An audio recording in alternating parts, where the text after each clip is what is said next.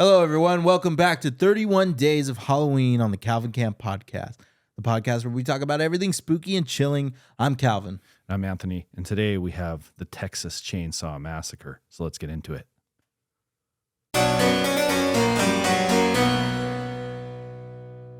Okay, everybody, we are back again. Today is day 20. 20. We've made it very far into this series, and I'm very happy doing it. So, but yeah, we have the Texas Chain Saw Massacre. It came out in 1974. This is an old one. Yeah, Texas Chain Saw Massacre. Leather. Yeah, I rewatched this just recently, obviously for the podcast, as we do. And I really enjoyed this movie. I thought it was really good. Obviously, there's a couple of things here and there because it is very old. But yeah, before we run into all of that stuff, give us a description, Anthony. All right. Today we have the Texas Chain Saw Massacre. It's a 1974 horror film produced and directed by Tobe Hooper from a story and screenplay by Hooper and Kim Henkel. It stars Marilyn Burns, Paul A. Partins, Edwin Neal, Jim Sedow, Gunnar Hansen, who respectively portrays Sally Hardston, Franklin Hardston, the hitchhiker, proprietary, and Leatherface. The film follows a group of friends who fall victim to a family of cannibals while they're on their way to visit their old homestead. The film was marked as being based on true events at a wider audience and acts as a subliminal commentary to the era's political climate. Although the character Leatherface is a minor story detail and were inspired by Crimes and Murders by Ed Gein, the plot is largely fictional. It is the first film of the franchise, Texas Chain Saw Massacre. Dun, dun, dun. Yeah, no. This movie was this was an experience. It was a good watch for me. I thought that there are obviously some weak points, and I'll start with the weakest points first. The story is a little wanky. It's kind of here and there. It's all over the place. Yeah, I'd say that leading up to the last half of the film, the story is kind of like, what is this story? But once the introduction of the farmhouse happens, I feel like it's more contained and you can follow along a lot easier. But that being said, that I think that another negative I'd say is I think the acting's pretty poor. Maybe it's just the time or the young actors, but I just didn't think that they did all that well of a good job. I mean, they did they did the job, but they portrayed it as like stupid teenagers, but I didn't really think that the acting was really that good. I will say the acting was better than Friday the 13th. I will say that, but I just didn't think that it was. Yeah, it was just all that good. Some of the character choices, I was kind of like, I don't know why we're watching the guy in the wheelchair. I was just like, okay, Franklin. I'm just not sure like what the purpose of his character was, besides him being related to their grandpa who they're going to visit the gravestone. But I just was like, okay, and then teenagers doing stupid things, running off into random distances, going to random people's houses. Yeah. And then we also have, before in the beginning, we have this, they go to the graveyard and they just say, oh, we're looking for my daddy's gravestone. And then you have this drunk guy that tells the story. I'm like, who is this drunk guy? Yeah, he's just like literally on his back, just like, but I did like the shot for the drunk guy because I thought that a lot of the scenes in this movie, especially just a lot of the cinematography of this movie is really well done. And it syncs really well with the audio. So the sound score in this movie is really good. Yeah, the audio is good. I don't know if there's like necessarily like a score more per se, but there's a lot of like interesting sounds that are jumbled together that create such a like interesting ambiance. So I really enjoyed that, and I have to say the acting for the family, the cannibal family, they did a good job acting. Yeah, they Like, kind of inspired it a little bit from Resident Evil 7 with the Bakers. I could tell. I could Yeah. tell. Yeah. There's No. some inspiration there from that for sure. Yeah, I thought their acting was great, especially once, the plot thickens and the guy from the gas station is actually a part of the family. Yeah, and that actually, like you said, the story becomes grounded after you meet the family, but in the beginning, it kind of just throws you off. yeah, it's just like, I don't know where we're at. I don't know where we're going. I'm confused. And then just the direction of the teenagers kind of just didn't make sense to me. I'm just like, who just goes up to somebody's random house and just like immediately like walks in just because they think that it's unoccupied or the door's open? I don't know. I'm just like, I wouldn't do that. Yeah. But the thing is, I think they were drawn towards it because they heard a generator or an engine was on. Were they looking for something at that point? Like, I think so. They were trying to look for, who lives here because they heard the engine. Like, yeah, but just that. I mean, like, I'm not gonna walk into anybody's random house. Like, yeah, that's true. I'm just saying. But that being said, even though they made these dumb decisions, there were some really amazing payoff of these dumb decisions being their deaths. Like, I thought that the initial kill in this movie was quick and like impactful, like literally impactful, because like out of nowhere, he goes in the room, sees the skulls, sees the bones on the wall and all that stuff, turns, and then just immediate whack, hammer to the head. Like, by Leatherface. He like smashes them. And he like immediately drops to the ground. He's seizing on the ground, like blood pouring out of his head, and then he gets dragged into the room, and Leatherface just slams that door. And I think it's such a perfect, quick sequence. Like, really, really well done. Probably one of the best parts of the movie. What are some parts that stood out for you? Some parts that stood out to me was when Leatherface grabbed the girl when she went in second. He put her on the meat hook. Yeah. Before that scene, she goes into the room and there's just macabre. There's like bones everywhere, and like the way that shot is set up, like you have the bones and you see skulls of human beings and all that other shit. It's just like it's pretty disturbing. Yeah, it's pretty whack. I liked the final girl in this movie. I thought that she did a great job. Besides the fact that she was screaming the whole time, which I think that if she would have not screamed, she would have obviously been able to hide better and run away a lot quicker than having to deal with the rest of the bullshit that she goes through, because this girl is insane. Like, she is running through brush, getting cut up through just basic wilderness, goes in a house.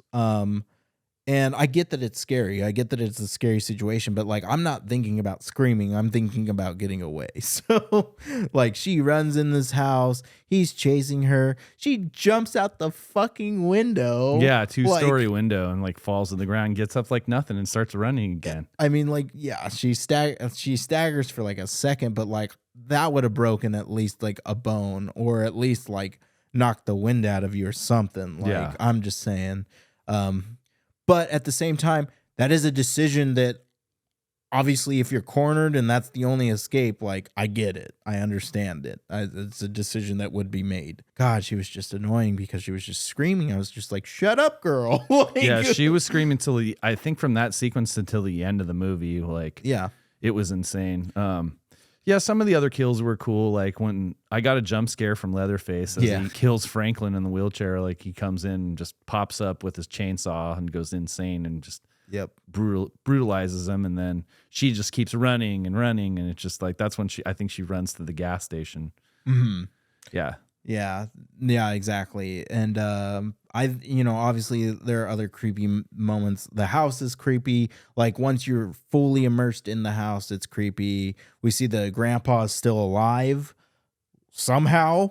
Yeah, and he like sucks on her finger. Yeah, she sucks on her finger, and it's just like, it's demented and disturbing. It's really weird.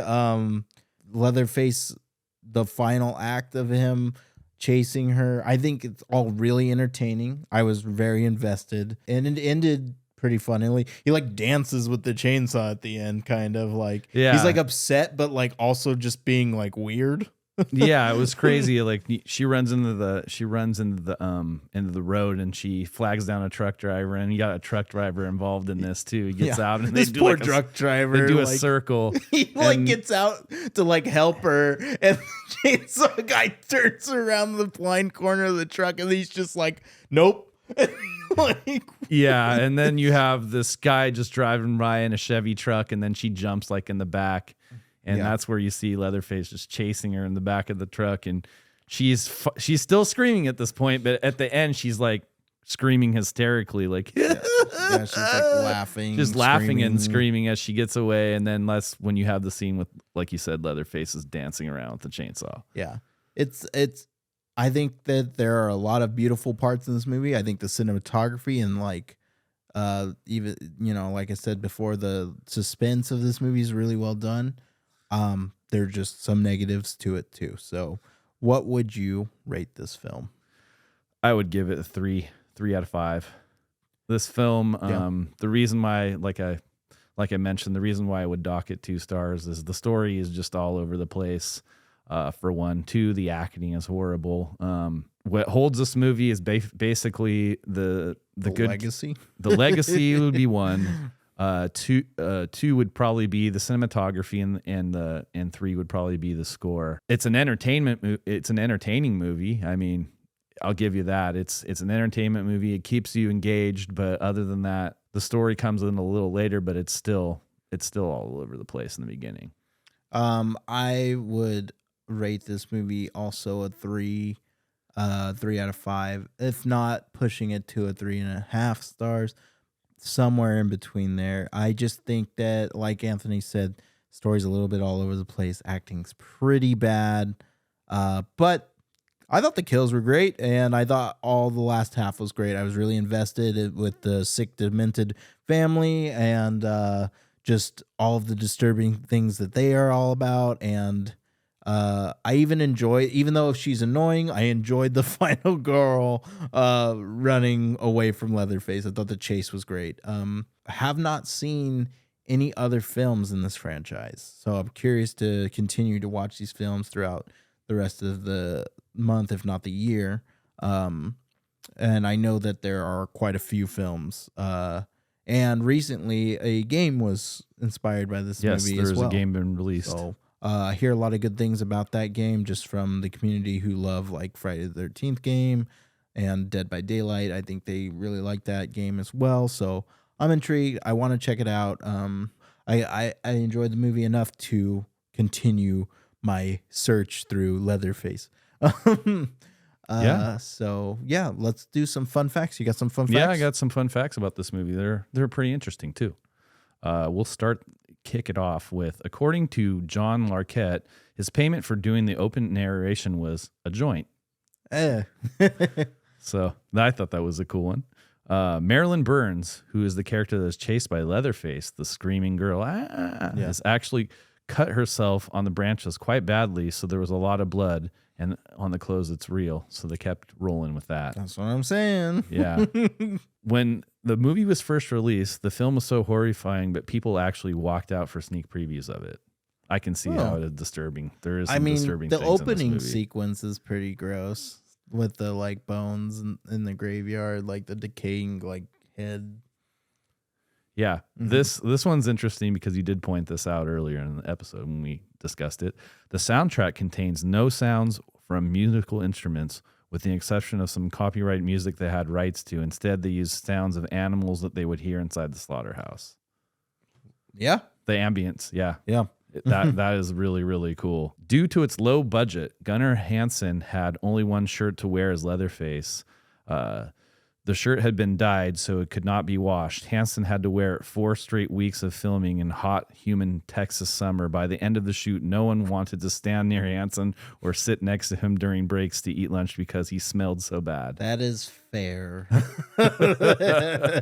I'm sure he didn't care, so... Entertainment Weekly voted this as one of the scariest films ever made besides The Exorcist. That's a bold claim. That is a bold claim. Leatherface's teeth were prosthetics made especially for Gunnar Hansen by his dentist. Some of the people viewing this film, Guillermo del Toro, this film made him a vegetarian because it was so nasty with the meat and everything. Funny. The Texas Chainsaw Massacre has been described as the ultimate pro-vegetarian film due to animal rights themes. In a video essay by Rob Ager, describes that the irony of human beings being slaughtered for meat, putting human in the position of being slaughtered like farm animals. Director Toby Hooper confirmed that it's a film about meat and even gave up meat while making this film. That's all the interesting facts I have. One last thing. Toby Hooper, the guy that directed this film, also was the one that directed Poltergeist in 1982. Oh, nice. Yeah. Cool. Two cult classics, pop culture hits, I guess. Like, these are movies that are still talked about to this day. So that's really awesome. Yeah. All right. Well, that's it for today's episode, everyone. Thank you all so much for watching, and we will catch you again later. See you guys. See you on the next one.